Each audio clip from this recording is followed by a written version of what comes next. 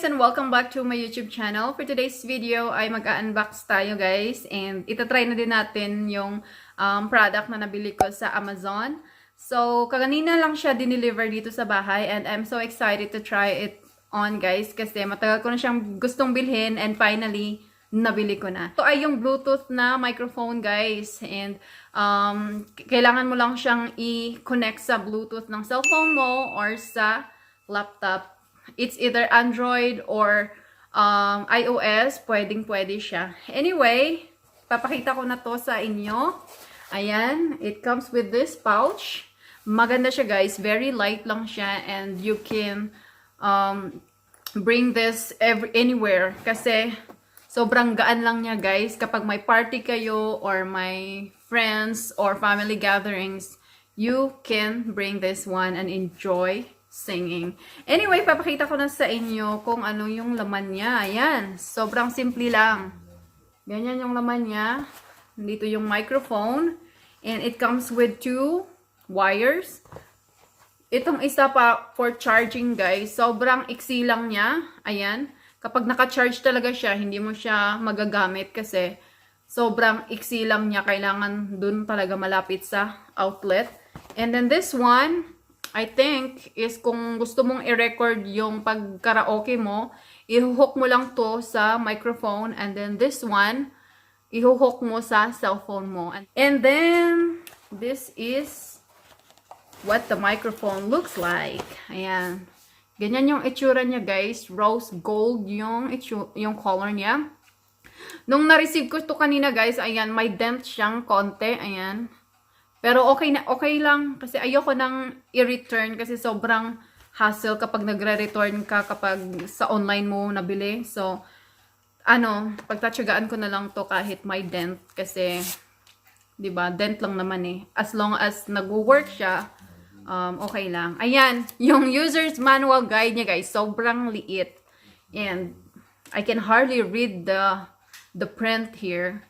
Kasi dapat man lang nilagay nila sa malaking papel tapos malaking print. Anyway, nandito lahat yung instructions kung paano i-operate tong microphone na to. So, let's start with turning it on. Andito yung power button niya guys. Ayan, sa taas. Ayan. You just have to long press. And then, the Bluetooth device is ready to pair. So, ayun, malalaman mo na naka-on na siya kasi, ayun, nagsasalita siya. And may blue light siya dito. Ayan, hello? Oh! Ayan. Ang ganda niya. So, yun na guys. Nandito lahat yung buttons here. There's a previous, next, scan, record, mic volume, remix, volume plus, and volume minus. Hello. Ayan. So, nabili ko pala to guys for $19 and then nagbayad din ako ng shipping fee. I think lahat ng binayaran ko ay $27 or something. So, ayun. Hindi ko alam kung mabibili mo to siya in store but in-order ko siya sa Amazon. Anyway, itatry natin guys kung maganda ba yung quality ng audio niya. So, kakanta tayo. Iko-connect ko muna siya sa Bluetooth. And once it's connected, guys, pwede na siyang itry. So, punta tayo sa YouTube para maghanap tayo ng song na gusto nating kantahin. So, yun na guys. Yun na yung review ko. Napadami yung kanta ko, guys. Anyway, I like this microphone, guys. Nung una kong tinry to, kasi nung unang dating in-on ko kagad, hindi siya nag-on kasi sobrang low bat pala niya. So, chinarge ko muna. Ayun. Tapos, ito, nag-on na siya ngayon and tinry ko. And, ang ganda naman ng audio niya.